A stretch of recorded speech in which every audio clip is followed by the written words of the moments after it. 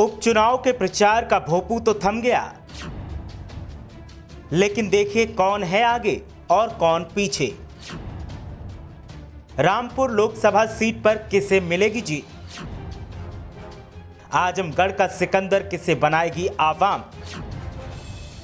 देखिए प्रचार के बाद क्या है आवाम का मूड। उत्तर प्रदेश में जारी उपचुनाव के प्रचार का शोर तो थम गया, लेकिन अब इस सवाल का हर कोई जवाब जानना चाहता है कि कौन सी लोकसभा सीट से जीत किस पार्टी को मिल रही है। रामपुर हो या फिर आजमगढ़, मुख्य मुकाबले में सपा और बीजेपी ही हैं, लेकिन बीएसपी ने भी ताल ठोक कर मुकाबला त्रिकोणीय कर दिया है। ऐसे में अब जीत का पेच सियासी समीकरणों का गणित दोनों ही फंसते दिखाई दे रहे हैं। रामपुर और आजमगढ़ दोनों ही सीटों पर सपा का कब्जा था। ऐसे में सपा वापसी का दावा कर रही है, लेकिन बीजेपी भी कतार में लगी है। बताएंगे कि प्रचार के बाद के हालात क्या हैं और समीकरण क्या संकेत देते हैं। लेकिन पहले आप बताएं कि लोकसभा उपचुनाव में क्या सपा क्लीन स्वीप कर पाएगी या फिर बीजेपी सपा को हरा देगी? आपकी राय क्या है, हमें कमेंट करके जरूर बताएं।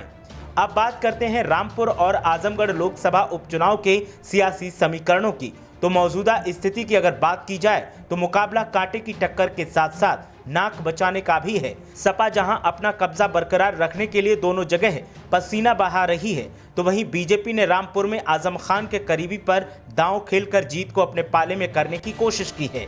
लेकिन बीजेपी की कोशिश पर पानी आजम खान की मौजूदगी ने फेर दिया है। जेल से चुनाव जीतने वाले आजम खान अब सियासी मैदान में खुद हैं और इसीलिए सपा का पल्ला रामपुर में भारी दिखाई दे रहा है। लेकिन दावों का दौर बीजेपी की तरफ से भी जारी है। बात करें आजमगढ़ लोकसभा सीट की, तो यहां पर पूर्व सांसद धर्मेंद्र यादव के पक्ष में दिग्गजों ने प्रचार की कमान संभाली, जिसमें ओम प्रकाश राजभर, आजम खान और राम गोपाल यादव मैदान में डटे रहे। आवाम को एहसास करवाया गया कि सपा ने न कभी आपको अकेले छोड़ा था और न अब छोड़ेगी। सियासी स्थिति की बात करें तो निरहुआ अकेले दम पर प्रचार का जिम्मा संभाले रहे और भोजपुरी स्टार्स की फौज उनके साथ रही। आखिर वक्त में बीजेपी के कुछ बड़े नेताओं ने प्रचार तो किया, लेकिन उसका असर ज्यादा नहीं दिखाई दिया। सियासी जानकारों की माने तो कांटे की टक्कर जरूर है, लेकिन सपा फिर से बाजी मारने के संकेत दे रही है। मायावती ने रामपुर से दूरी बनाकर सपा को राहत तो दी ही, तो वहीं आजमगढ़ मुकाबले में मायावती ने एंट्री भी ले ली। गुड्डू जमाली को मैदान में उतारकर उपचुनाव की लड़ाई को बीएसपी ने त्रिकोणीय बना दिया।